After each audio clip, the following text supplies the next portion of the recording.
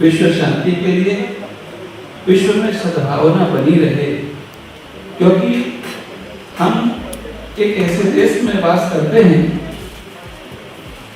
जहाँ का मूल सिद्धांत तो मूल उद्देश्य विश्व का कल्याण हो, तो धर्म की जय हो। धर्म की जय हो में हिंदू मुस्लिम सिख ईसाई ऐसा नहीं, अलग अलग नहीं, धर्म की जय हो। जो धर्म कौन है? सत्य एवं सनातन, और जो सनातन है वही धर्म है, जो सत्य है वही धर्म है। जो सत्य को मानने के लिए तैयार हो, जो सनातन को स्वीकार करने के लिए तैयार हो, ऐसे धर्म को हम धर्म के रूप में स्वीकार करते हैं। और इस तरह के भावना से भावित, ऐसे धर्म से उपासित प्रत्येक धर्म का कल्याण हो, ऐसी हमारी भावना रहती है। और उसी धार्मिक भावना से ओतप्रोत होकर के इस वर्ष का शंकराचार्य बनने के बाद ये पहला हमारा चातुर्मास है, जो मुंबा माई आई, मुंबा माई आई, जहाँ मुंबा माई आई, आई का मतलब यहाँ माँ भी होता है और आई का मतलब आना भी होता है। जहाँ मुंबा माँ यहाँ कृपा करने के लिए, अपना वात्सल्य और करुणा देने के लिए इस महामाया की नगरी पर विराजमान है, प्रतिष्ठित हैं। ऐसी नगरी में जिसका स्वरूप यदि हो गया है माया नगरी के रूप में हो गया है, हम चाहते हैं ये मुंबई नगरी अध्यात्म नगरी के रूप में जानी जाए, धर्म नगरी के रूप में जानी जाए। और हमारा उद्देश्य इस बार का चतुर्मास करने का वही है, क्योंकि धर्म ही समाधान दे सकता है, धर्म ही सद्भावना दे सकता है। हम सब चाहते हैं कि सब धार्मिक भावना से ओतप्रोत हो जाएं, सबके जीवन में वह धर्म का स्वरूप उद्भासित हो जाए और सबका कल्याण की कामना सबके जीवन में हो जाए। ये आज श्रीयंत्र की अधिष्ठात्री भगवती ललिता माँ त्रिपुर सुंदरी है, राज राजेश्वरी है, जो राजाओं की भी राजा कही जाती है। ऐसी भोगश्च मोक्षश्च करस्तेयो, जो भोग भी देती हैं और मोक्ष भी देती है। ऐसी श्रीयंत्र की अधिष्ठात्री महालक्ष्मी यहाँ पर विराजमान है, मुंबा भैया विराजमान है। मुंबा देवी में भी श्रीयंत्र की आराधना होती है, और आपका जो महालक्ष्मी जी का स्थान है, मंदिर है, वहाँ भी ये आराधना होती है। श्रीयंत्र की आराधना को हम श्री विद्या कहते हैं, और श्री विद्या की आराधना अद्भुत है, क्योंकि ये भगवती राज राजेश्वरी ललिता महात्रिपुर सुंदरी की आराधना है। ये आराधना माता पद्मावती की आराधना है, ये आराधना माँ राज राजेश्वरी की आराधना है। तो ये आराधना सभी देवता करते हैं, ऐसा कोई देवी नहीं, ऐसा कोई देव नहीं जो भगवती ललिता महात्रिपुर सुंदरी की आराधना ना करता हो। सबके द्वारा उपासित ये भगवती हैं, अर्थात सभी देवों को, सभी देवियों को शक्ति देने वाली यदि कोई दिव्यता से परिपूर्ण माँ भगवती हैं तो भगवती ललिता महात्रिपुर सुंदरी। इनके जो सहस्त्र नाम हैं, एक एक नाम में हजारों हजारों सहस्त्रों सहस्त्रों लीलाओं का स्वरूप उनके अंदर में समाहित है, जिनके एक एक नाम में अनंत अनंत समस्याओं का समाधान करने का सामर्थ्य है, विराजमान है। ऐसी अष्ट देवियों के द्वारा ये ललिता सहस्त्र नाम अष्ट देवियों के द्वारा विरचित हैं। तो उन ललिता महात्रिपुर सुंदरी की महिमा आप देखिए कि आज यहाँ पर मेरे अत्यंत आत्मप्रिय थे गोपीनाथ जी मुंडे, जो गोलोकवासी हैं। वो मेरे अत्यंत आत्मीय थे जब वो राजस्थान के प्रभारी थे। आज उनकी बेटी, आज वो मेरी अत्यंत प्रिय इसलिए हैं क्योंकि वो श्री विद्या की उपासना में बड़ा भाव रखती हैं। और आप समझिए कि ललिता महात्रिपुर सुंदरी का आकर्षण देखिए कि वो आज अपने सारे कार्यक्रमों को निरस्त करके और आज ललिता सहस्त्रार्चन करने के लिए यहाँ पर उपस्थित है। ये आज श्री विद्या की दीक्षा भी हम उनको यही करेंगे। तो ये श्री विद्या की आराधना सभी प्रकार की कामनाओं को पूर्ण करता है। हम भी चाहते हैं घर घर में माँ ललिता महात्रिपुर सुंदरी की आराधना, जो भगवत आदि शंकराचार्य जी ने वेदों से शास्त्रों से वो उत्तम स्वरूप में जो थी उसे निकाल करके उद्भाषित किया है जगत के कल्याण के लिए। और इस नॉर्थ इंडिया में तो कोई जानता भी नहीं था।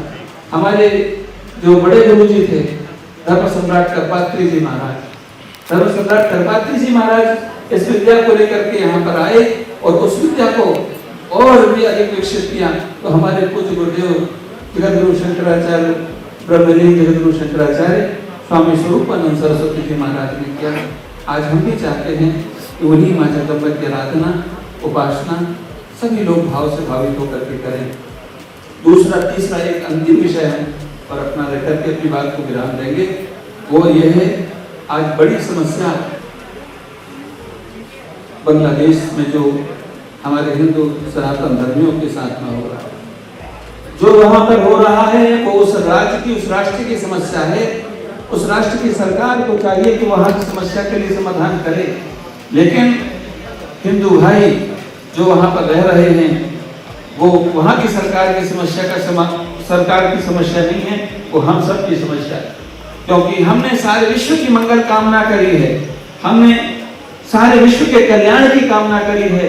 कभी हमने किसी देश पर आक्रमण नहीं किया, कभी हमने किसी के अधिकार का हनन नहीं किया, कभी हमने किसी उपासना के स्थल पर हमने कब्जा नहीं किया, कभी हमने उपासना को किसी की उपासना को ठेस नहीं पहुंचाया। लेकिन आज हमारे उपासना के स्थल तोड़े जा रहे हैं। आज वहां पर हमारे जो हिंदू धर्म की माताएं बहनें हैं उनकी मान सम्मान उनकी लज्जा का हरण हो रहा है। आज वहां पर जो हिंदू भाई हैं उनको सताया जा रहा है। ये निश्चित रूप से हम उदार संविधान वसुधैव कुटुंबकम की अवधारणा रखते हैं, सबकी मंगल कामना करते हैं, लेकिन जो हमारे हिंदू भाई हैं उनकी भी हमें चिंता है। उनके साथ जो हो रहा है उसके लिए एक धर्माचार्य होने के लिए, आज सनातन धर्म के सर्वोच्च पद पर विराजमान होने के नाते आज हम भारत की सरकार से इस ओर हम अपना ध्यान भी आकर्षित करेंगे। साथ ही साथ में एक बात आदेशित करके भी कहेंगे, क्योंकि हमारा अधिकार है आचार्य होने के नाते कि वहाँ के जो हिंदू भाई हैं उनके रक्षा सुरक्षा भारत की सरकार सुनिश्चित करे। उनकी रक्षा सुरक्षा करना भारत की सरकार की जिम्मेदारी है। भारत की सरकार इस दिशा में कार्य कर रही है। हमें पता है जो वर्तमान सरकार है वो संपूर्ण विश्व में और शांति चाहती है, समाधान चाहती है। साथ साथ में सनातन धर्म का प्रचार और प्रसार इसीलिए हो रहा है क्योंकि सनातन धर्म ही सारे विश्व को शांति और समाधान और सद्भाव प्रदान करेगा। और इस हेतु हमारी जो वर्तमान सरकार है मोदी जी हैं वो भी इस दिशा में काम कर रहे हैं, लेकिन हम चाहते हैं और भी अधिक जो कार्य करने की आवश्यकता है उस दिशा में काम हो, ताकि हमारे सनातन धर्मियों की, हमारे जो वहाँ की माताएं बहनें हैं उनकी रक्षा हो, सुरक्षा हो, और साथ साथ में वहाँ के उपासना के जो स्थल हैं उनकी भी रक्षा सुरक्षा हो। यही हमारी भावना है। मृत्यु तक और प्रातःकाल जागने से लेकर विश्रांति तक प्रत्येक क्रिया धर्म से ही देखी जाती है, क्योंकि ये भूमि जो है ये धर्म भूमि है। विश्व के अन्य भाग भोग भूमि है, लेकिन भारत धर्म भूमि है। धर्म की धड़कन जब तक यहाँ धड़क रही है सारा विश्व सुरक्षित संरक्षित है। जिस दिन भारत भूमि से धर्म की धड़कन धड़कना बंद हो जाएगी सारा विश्व कल्याणकारी महाप्रलय में परिणत हो जाएगा। भारत भूमि की यही महत्वता है कि यहाँ धर्म है, भगवान का अवतार भी इसी धर्म भूमि पर होता है। तो आपकी बात जो है बिल्कुल सही है कि धर्म ही दिशा देता है। धर्म से ही परिपूर्ण सारे समाज के लोग हो जाएं तो सारे दुनिया को समाधान भारत भूमि से प्राप्त हो।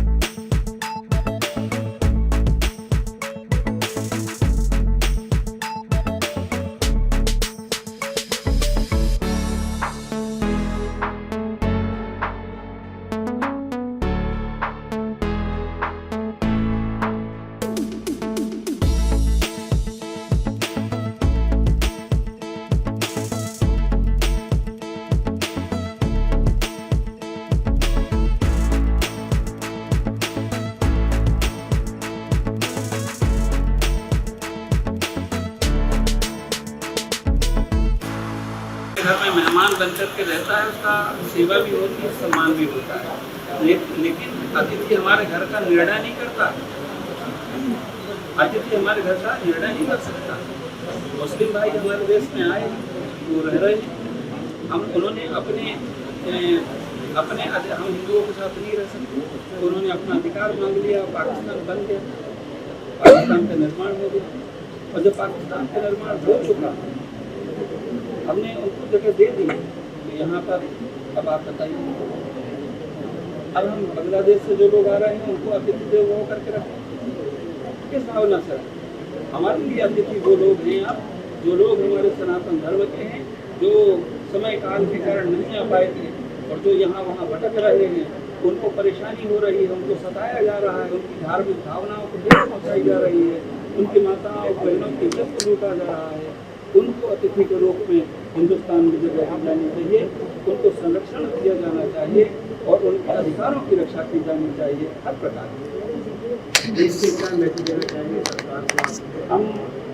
हमारा तो हमेशा यही भाव रहा है कि सारे विश्व का अभ्युदय हो, सारे विश्व का कल्याण हो, और उस दिशा में हमारी सरकार काम कर रही। सारे विश्व का जब हम कल्याण कर रहे हैं तो हमारे अपने लोगों का अकल्याण ना हो, इस बात का भी ध्यान रखा जाना चाहिए। देखो, हमारे यहाँ अलग अलग धातुओं में श्रीयंत्र होते हैं और अलग अलग तरह से श्रीयंत्र होते हैं। आप यहाँ देख रहे हैं ये लिंगाष्टक है ना, और ये जो यंत्र देख रहे हैं ये कौन सा यंत्र है? ये भूपृष्ठ है। एक और जो होता है पिरामिड की तरह आप देखते होंगे, वो होता है मेरु पृष्ठ होता है, एक कछुए पे होता है, उसको पृष्ठ होता है। अलग अलग तरह के श्रीयंत्र होते हैं और उनकी अलग अलग तरह की फलश्रुति होती है। साथ ही साथ में अलग अलग तरह के श्रीयंत्र होते हैं, उनकी अलग अलग तरह की फलश्रुति होती है। और अलग अलग धातुओं में भी, जैसे ताम्र में जो श्रीयंत्र होते हैं या अष्ट धातु में जो श्रीयंत्र होते हैं, पंच धातु में, उनकी जो उम्र होती है वो 7 वर्ष होती है। चांदी में जो होता है उसकी उम्र जो होती है वो 17 वर्ष होती है, और जो स्वर्ण में होता है उसकी आयु 80 वर्ष होती है, और जो स्फटिक मणि में होता है उसकी उम्र सदैव सदैव होती है। हाँ, हमेशा के लिए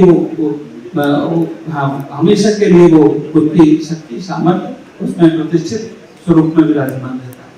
इसलिए श्री विद्या की आराधना, श्री यंत्र की आराधना अलग अलग यंत्रों में अलग अलग भाव से की जाती है।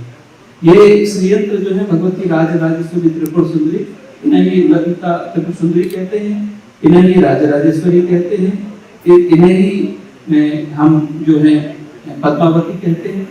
विविध विविध स्वरूप में इनके नाम हैं। इनके खंडमाला के रूप में इनकी भी अर्चना होती है, त्रिशती के रूप में इनकी अर्चना होती है, इनकी सौभाग्य स्तोत्र के रूप में इनकी अर्चना होती है, और ललिता सहस्रनाम के रूप में भी इनकी अर्चना